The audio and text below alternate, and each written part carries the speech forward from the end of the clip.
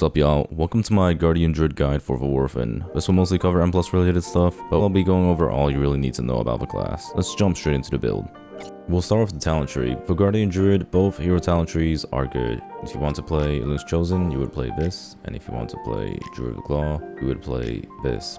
For which one I would prefer, I prefer Illusion's Chosen. Illusion's Chosen is more consistent, it's better defensively, and it's easier to play. Druid of the Claw does do more damage, but I advise against it for high level content. Now, if you do want to play for fun, I fully understand it. Druid of the Claw is much more interesting, and it's not going to be that bad. You'll be completely fine playing it. For the class tree, this is pretty much what you're playing always. The only thing you'll ever really change is if you want to take Innervate, you can drop Well-Honed Instinct. And for the Guardian tree, if you want to do a little bit more damage and want a little bit more interesting gameplay, you can drop Earth Warden for Tooth and Claw and dropping Ursoc's Guidance to pick up Raise. Raise does change up your rotation a little bit, and you will do more AoE damage. You also do more single target damage with Tooth and Claw, but it is the easier build to play just this right here. You can also grab improved survival instincts if you really need that extra survival instincts by dropping Ursoc's Endurance, but I don't think you'll need it. For Druid of the Claw, this will basically be the build. With this build, you don't actually raise because you'll want to be using your Tooth and Claw procs on Ravage instead, which we can cover later. For stats, you will always want the highest item level pieces. If item level is equal, go for as much haste and versatility as possible.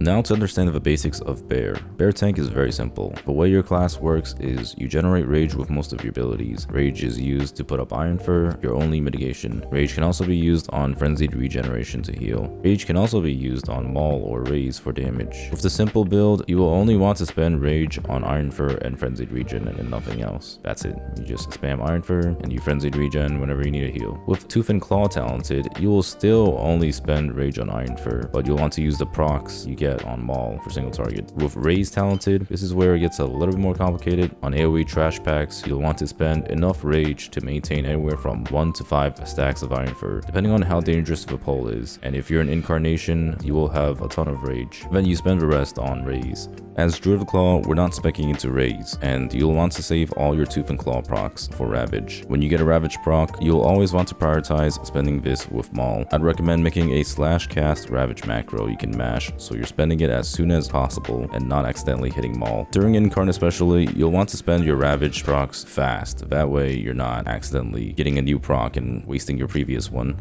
Now let's take a look at my UI to see how exactly Bear plays. So here I have Mangle and Thrash tracked. Here's my Rage bar, and above that is how many Iron Fur stacks I have and how long they're lasting for. So for each tick, that's an Iron Fur. So right now I have 2 ticks of Iron Fur. So the important thing when playing Bear tank is to keep these two on cooldown at all times. Thrash and Mangle, make sure you're pressing that off cooldown. This is very important. After that, all you're doing is you're pressing Iron Fur, making sure you're dumping all your Rage into Iron Fur, and make sure you press Moonfire outside of these 2 buttons. You don't really want to press Swipe, especially in Illusion's Chosen. Pressing Moonfire will give you cooldown reduction on Lunar Beam. You'll have Lunar Beam back up quicker, and you'll be able to spread more Moonfires on AoE. Spreading Moonfire is a pretty big part of your damage and survivability. So that's all there is to Bear tank with the simple build. Let's talk about defensive cooldowns. Your priority will be Lunar Beam. You'll want to keep Lunar Beam on cooldown as it does damage. It gives a decent amount of health boost and healing. It's on a super short cooldown, so make sure to use this as often as possible. Second is Incarnation. This is your strongest cooldown all around. This will also be used as often as possible, especially as Druid of the Claw for damage, unless you need it for a specific pull. Third is Bark Skin. This is on a very short cooldown and gives up to 40% DR now. Fourth is Rage of the Sleeper. This one's a bit of a weaker cooldown, but it should be sufficient when fully ramped up. And finally is Survival Instinct, your longest cooldown defensive. You'll want to fit in Frenzied Regens and Renewals whenever you're low on health. When starting a pull, you'll want to usually layer 2 of these cooldowns. So a combination would look like Lunar Beam plus Incarn, Lunar Beam plus Bark, or Bark plus Incarn, and Bark plus Rage of the Sleeper. We'll go over how this looks in practice. So starting out with the pull, one thing you can do before key starts is you can pre-press Incarnation. So you can press it right as the key is about to start, and you'll have at least 17 seconds left of it. So we're going to the pull, Thrash, Mango, Thrash, Mango, and while you're doing this, you're spamming Iron Furs. I already have 7 stacks of Iron Fur because Incarn gives you half cost Iron Furs. And as I've mentioned, you're going to want to layer multiple cooldowns when starting out a pull. Because we're doing such a big pull, I actually layer on 3 different cooldowns. I've got Incarn, Lunar Beam, and Bark Skin Up. And during this entire pull, all I'm doing is Thrash, Mangle, Iron Fur. And that's really all there is to it. Whenever you dip low, you press Frenzy Regen. I layer on my second cooldown after my Bark Skin and Lunar Beam falls, and Lunar Beam is back up again. Once Lunar Beam is back up, you're going to want to hit on cooldown. Now we can take a look at how Druid of the Claw looks. So Druid of the Claw, we're doing the exact same thing. We're starting with pre-Incarn. We're going in, setting up a big pull here. And here I've got 2 cooldowns layered. I've got Bark Skin and Incarn. And I have my Ravage procs tracked over here. Whenever I'm getting a Ravage proc, I want to spend it instantly. So you can see here, I'm just mashing my Ravage macro.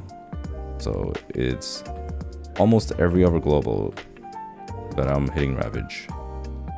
It's a bit RNG, but you want to be hitting it as often as possible. You can see here, almost every other global is being spent on this Ravage proc.